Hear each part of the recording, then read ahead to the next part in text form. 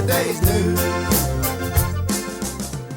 Hello and welcome to Old News, the programme and podcast which looks at news issues of the day through the papers of yesterday. You probably have heard the taxi debacle on the Man and Lion and Manx Radio and in the news recently after the recent hike in prices by the RTLC, and yet some of the drivers seemingly not being that keen on it. Often been fairly controversial, some of the taxi systems, the way the whole authority operates over the years, which set me thinking. Let's have a rummage back through the archives in the papers to see how often taxis and taxi stories have cropped up. And yes, you will be amazed to hear the answer is quite frequently. We'll go back to a fairly early start, which is more of a practical issue than any issue to do with the licensing or price of taxis. The Mona's Herald, Wednesday, May the 29th, 1912. Steering signals demanded. Motorcar problem, says the article. Vienna has a motorcar problem, and so may Douglas shortly, now that the taxi has come, so that it may well be for our authorities to take a leaf out of the Vienna book. The Viennese, like we, are a conservative and easygoing folk, so they say, who are not quick to adapt themselves to new conditions, and the recent large increase in the number of taxicabs has seriously disorganised the street traffic there, the blocks, collisions and bad language being quite disproportionate to what is, in comparison with other capitals, the comparatively small number of vehicles in the streets. The authorities recently sent a number of police inspectors to London to study the management of the traffic there. And now the Sicherheit Swarmänner, or Public Security Watchmen, as the police there are called, are posted in the middle of most of the crossings where they stand immovable like rocks, and only cause a new obstruction to the traffic, both by their physical presence and their habit of engaging in long arguments with the drivers. The authorities are now turning their minds to a method of motorcar signals intended to meet the complaint of drivers of horsed vehicles that chauffeurs having no whips cannot indicate to following vehicles the direction in which they are planning to turn, but can only hold out a hand on the right-hand side, which is misleading. The apparatus first tested consisted of two little flags hinged to the back of a motor car and connected in such a way that a turn of the steering wheel to the right or left would automatically cause the corresponding flag to drop.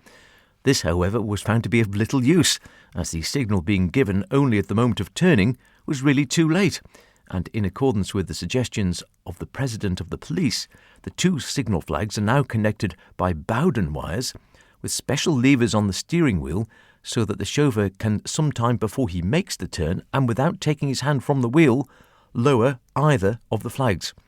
When the pressure is released, these automatically spring back to their neutral position. The police are apparently meditating making this signal apparatus compulsory, despite the objection of owners of motor cars who dislike what they consider the disfigurement of their vehicles and the complication of the controls on the steering wheel. Fascinating little story that, what the chauffeurs of 1912 would make of modern-day steering wheels, which are like mini-computers in themselves, heaven only knows. The Mona's Herald, Wednesday, August the 11th, 1920. An offence of petrol storage. The Taxi and Automobile Company of Douglas were charged at the Douglas Police Court on Saturday with storing petrol without having obtained a licence from the Lieutenant Governor. Who'd have known? A fine of £2 was imposed, and the 270 gallons of petrol found on the premises were confiscated. No, I didn't know you needed a licence either. The Alaban Times, Saturday, November the 13th, 1943. People who engage taxis at the steamer should make inquiries as to charges, we're told. They will conclude from the quotation that there is a taxi ramp, and a big one, in Douglas. This is a bit more like current-day issues, isn't it? The real charges are found on pages 21 and 22 of a book which is issued by the Douglas Corporation. For example, hiring a taxi by distance, not exceeding 5 persons, and the driver, the charge is 1 shilling and 6pence per mile. That's what, 7.5 pence, I think. A lady and a gentleman coming off the steamer on Monday hired a taxi on the pier and drove to the Fort Anne Hotel, a distance there and back of about 400 yards, and they were charged 4 shillings. The legal fare for the distance is 2 shillings and 6pence. The legal fare from the steamer to the Castle Mona is 3 shillings. The taximen are making a huge profit despite the restrictions on the amount of petrol available. That from the Times of 1943, mid-war, of course. Was it a taxi? When does a taxi cease to be? Was the headline of an article in the Isle of Man Times of Friday, May the 27th, 1955. Defence counsel at Castletown High Bailiffs Court on Wednesday contended that it ceases to be a taxi the moment it fails the Highway Board fitness test. Robert Daniel Kelly of Shenvala, Victoria Road, Castletown, was charged with drinking whilst in charge of a Hackney vehicle on May the 12th. After hearing considerable argument, the High Bailiff reserved judgment. The police argued that the vehicle was still a taxi until midnight on May the 12th. Mr Howard Simcox appeared for Kelly. Constable R.S. Bannon said he saw the defendant's Hackney car outside the Lancashire Hotel at midnight on May the 12th, and inside the defendant was standing at the bar with half a glass of stout in front of him.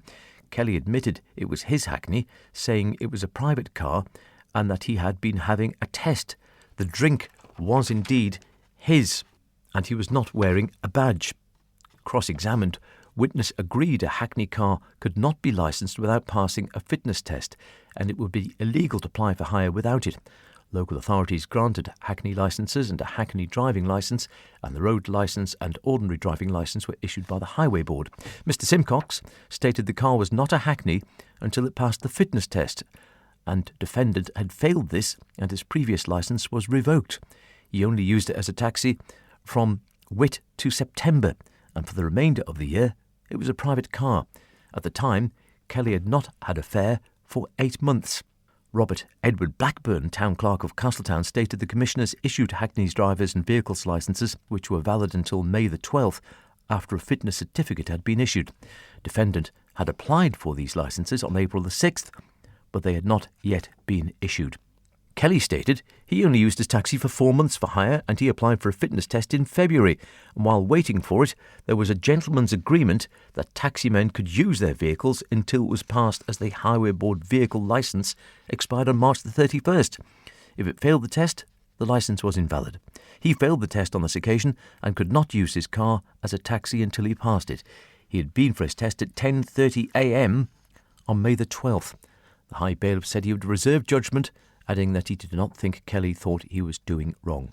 Defendant thanked the police and his lawyer for the square way they had treated him. An intriguing, if complex, tale. And a funny saying at the end, isn't it? For the square way. It could just be being very fair, or it could, of course, be on the square, which has a slightly different meaning, which you'll either know or not know, but certainly it was probably far more relevant in the 1950s amongst police and taxi and those in the legal profession than it is now, is all I'll say. I've been told to be careful. Isle of Man Times, Friday, August the 8th, 1958. Rotten summer for South taxis. Taxis all over the South have had a rotten summer, remarked Mr Basil Taggart at the Commissioners' meeting on Wednesday. He was protesting that the board had granted a Hackney driver's licence without asking questions to Mr H.L. Hall, 30 Bromett Road. They should have gone into more questions more fully, he added, stating that man did not even live in the town. Bromett Road is in Bellew. At one time there were 9 taxis at the airport. There were now only 3 or 4, stated Mr Taggart, this being 1958. It was only a part-time job with the applicant, he protested. Members remarked that they could not refuse a licence. Mr Whittle said men worked by day and drove showers at night, but members protested that was entirely different. Mr R.E. Blackburn, the clerk, stated that it was only a jobbing licence and he could not go on the Hackney stand. The matter will come up again next year, commented Mr J.A. Qualtrough. I'm sure he is right. The board approved the issue of the licence, with Mr Taggart voting against. Taxi stand question. Drivers ask for change. This is the Isle of Man Examiner, Thursday, June the 11th, 1959. Because of congestion at the present Port St Mary taxi rank, taxi drivers using it have asked Port St Mary Commissioners if the stand can be moved. At their monthly meeting on Tuesday, the Commissioners considered a letter from Messrs John Downs and A. Corlett, who asked the taxi stand be moved from the houses to a place where the public could see the taxis in both directions. The Commissioners agreed that the clerk, Mr H. Carron, meet the 2 taximen and discuss their problem. Mr W. C. Kelly, OBE, commented the promenade was available as a site, but we do not want it as a taxi stand, he added. People walking about on the promenade would be unable to see the scenery because of taxis and showers.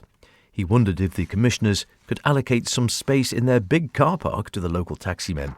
To use the promenade as a taxi stand is, as far as I'm concerned, a misuse of what it is intended for, he said. He thought the clerk should have a word with the taximen. Staying in the same year, 1959, and the Isle of Man Examiner of Thursday, September the 17th. This was not a good night, it seems, to get a taxi. Taxi wall. If you were seeking a taxi in Douglas on Monday night, you probably found yourselves unlucky. The explanation is that Jimmy Parkinson threw a party or taxi ball at the Majestic Hotel and invited any and every member of the Isle of Man Taxi Drivers Association, their wives and friends, to enjoy an end-of-season buffet, dance and cabaret. Mine host Jimmy told me it was a gesture to the men who have played such a vital part in the season's visiting industry. Even though the summer hasn't been what you might call good taxicab weather, none of our guests looked downhearted. About 350 folk availed themselves of our invitation. A very generous one at that. And finally to 1960 in the Mona's Herald, Tuesday, March the 8th, a taxi licence restriction. The Health Committee of Douglas Corporation, as the licensing authority, have given notice that no new taxi licences will be granted this year and that existing licence holders will not be allowed to increase the number of their vehicles, while neither taxi licences nor taxi drivers' licences will be granted to those engaged only part-time in the trade. After 1961, no pre-1936 vehicles will be licensed, and the position of 1936 vehicles will be reviewed in 1962, which worryingly was the year I was born, and apparently there were still 1936 vintage taxis on the road. What's that, a mere 26 years old? Good age for a car, or for a cab, isn't it? Are there only 26-year-old cabs still on the road today? I wouldn't like to say. They all look pretty modern to me. Suffice to say, the taxi industry on the Isle of Man seems to have been something of a hornet's nest for a goodly number of years, and so it still is, it would seem. Make of that what you will. Suffice to say, it's all old news. Until next week, cheerio. You're gonna be yesterday's news.